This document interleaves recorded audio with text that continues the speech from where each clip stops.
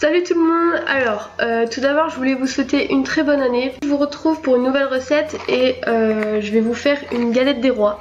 Parce que bah voilà, c'est la nouvelle année, c'est bientôt les galettes des rois, donc bah, on y va. Moi j'aime pas trop la frangipane, du coup je vais faire une galette des rois aux pommes. Donc pour ça vous avez besoin de 2 pâtes feuilletées que vous faites vous-même ou que vous achetez. Ensuite vous avez besoin de 60 g de sucre. Vous avez besoin de 6 pommes, donc épluchées, coupées, vidées, tout ce que vous voulez, en petits morceaux.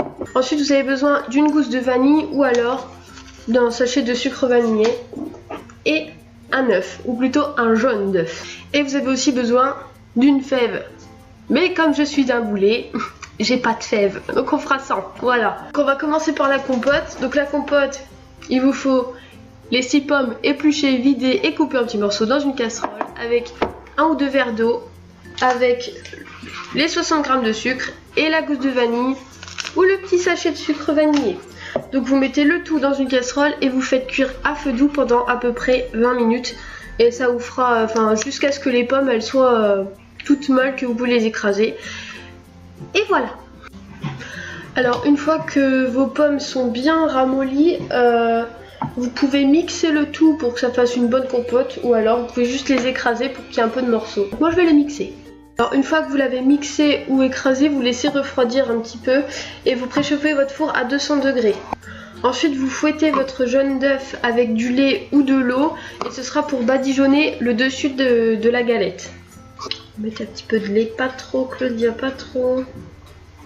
Donc ensuite vous déroulez la première pâte feuilletée, mais avant de la mettre dans le plat, moi je vais découper autour, je vais découper le bord à environ 1 cm parce que ça va me servir pour la déco après.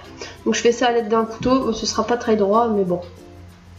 Hop, je l'enlève et je le garde de côté. On met la pâte dans le moule. Ensuite, on met la compote dans la tarte. Ensuite, vous mettez la fève. Ensuite, vous déroulez la deuxième pâte que vous allez mettre sur le dessus de la galette. Vous prenez un petit peu d'eau pour humidifier les bords de la première pâte et en fait comme ça, ça va coller ensemble. Vous prenez la deuxième pâte et vous venez la mettre au-dessus de la première. Le surplus, moi je vais le mettre, je vais le couper et ça va encore me servir pour la déco.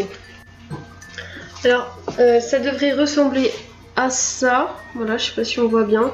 C'est bien collé sur les côtés et donc une fois que ça c'est fait, moi je vais faire des petits décors avec ceci. Alors je découpe là et je vais faire 3 morceaux. Alors je colle les 3 extrémités un peu entre elles, comme ça, voilà. Et en fait je vais tout simplement venir faire une tresse. Là je vais venir humidifier un peu l'extrémité aussi pour que ça colle ensemble. Et je vais aussi humidifier le reste de la tresse, donc le long de la tresse un tout petit peu, histoire que ça tienne. Et voilà ma tresse. Hop. Et ça, je vais la mettre en long. Comment je vais la mettre? Je vais la mettre au milieu. Avec le reste des bouts de pâte que j'ai découpés, je vais juste venir faire des quadrillages en fait. Ensuite, vous pouvez faire des dessins à l'aide d'un couteau, d'une lame de couteau. Je pense que je vais essayer de faire une feuille, tiens. Ouais, et puis là, je vais faire des petites vagues. Je vais tenter de vous montrer le résultat final. Voilà. Ensuite, quand vous avez enfin fini vos décors, vous pouvez un peu badigeonner d'œufs. Donc, je vais faire ça à la walligaine.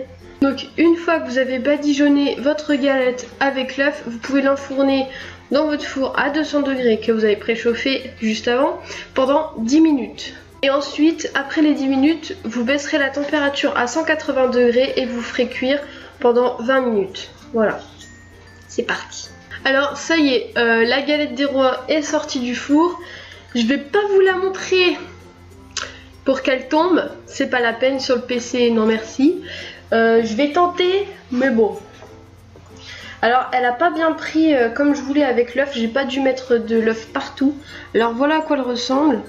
Je vous mettrai une photo avant cuisson et après cuisson du coup. C'est fini, du coup maintenant à vous de trouver la fève. Bonne dégustation. J'ai réussi. On voit bien mes dessins en plus. Donc cette vidéo est terminée pour aujourd'hui. Je vous laisse liker la vidéo si vous avez aimé ce que j'ai fait. Je vous laisse commenter la vidéo si vous avez des critiques bonnes ou mauvaises à me donner pour que je m'améliore. Mettez aussi en commentaire si vous avez des idées de recettes à me faire tester. N'hésitez pas à me dire si ça vous a plu et si vous comptez la faire du coup. Désolée pour les kilos en trop, je sais. Et je vous laisse vous abonner à ma chaîne si vous voulez continuer de regarder mes vidéos. Et je vous dis à bientôt. Bisous. Oh non, ça commence déjà bien. Parce que je... Oh Yoshi, non! Commence pas à gratter, tu files, je fais une vidéo. Eh mais attends, non, j'ai oublié. Je sais plus où j'en étais. Mais non, tu fais chier quand t'as fait ça. Bien sûr, ce couteau-là ne coupe pas.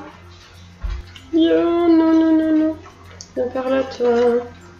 Ensuite, vous déroulez la... Maintenant.